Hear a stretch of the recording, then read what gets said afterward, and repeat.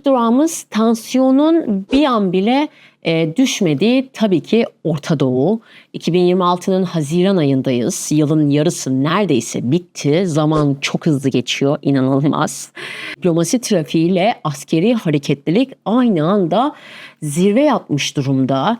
İran, İsrail'in Beyrut'un güneyine yönelik saldırılarına tepki olarak Amerika ile yürüttüğü barış müzakerelerini askıya alabileceğini duyurmuştu.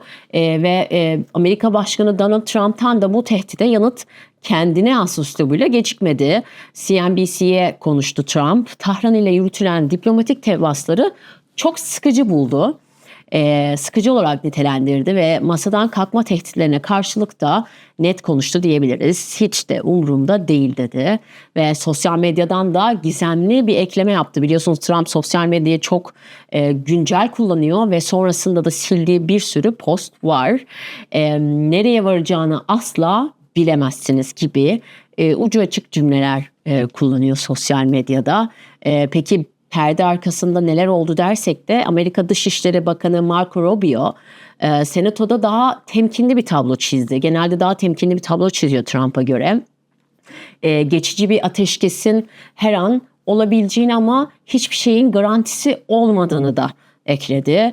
Şubat ayından beri süren bu savaşta iletişim o kadar zor ki hani mesajlar aracılığıyla yazılı gidiyor ve yanıt almak günler sürebiliyor gibi bir açıklama yaptı. Üstelik Rubio Hürmüz Boğazı açılsa bile İran'ın dondurulan paralarını serbest bırakma sözlerini vermediklerinin altını çizdi. Ve bu arada Trump'ın bir Hizbullah ile doğrudan görüştüm, karşılıklı saldırmayacaklar gibi imalı bir sosyal medya paylaşımı vardı. Washington'da kriz çıkarmıştı. Rubio hemen araya girip hiçbir Amerika başkanı bir terör örgütüyle doğrudan konuşmaz, mesaj Lübnan hükümeti üzerinden gitti diyerek durumu kurtarmaya çalıştı diyelim.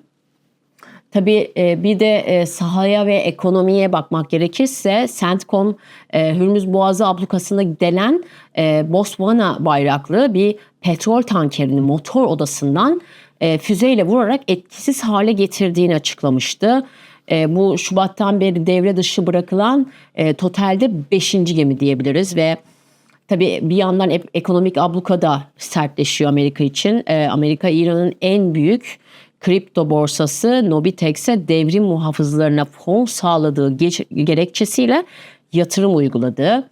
Bir de tabii bu konulardan bahsedeceksek İsrail'den de bahsetmemiz lazım. İsrail'de ise iç karışıklık var.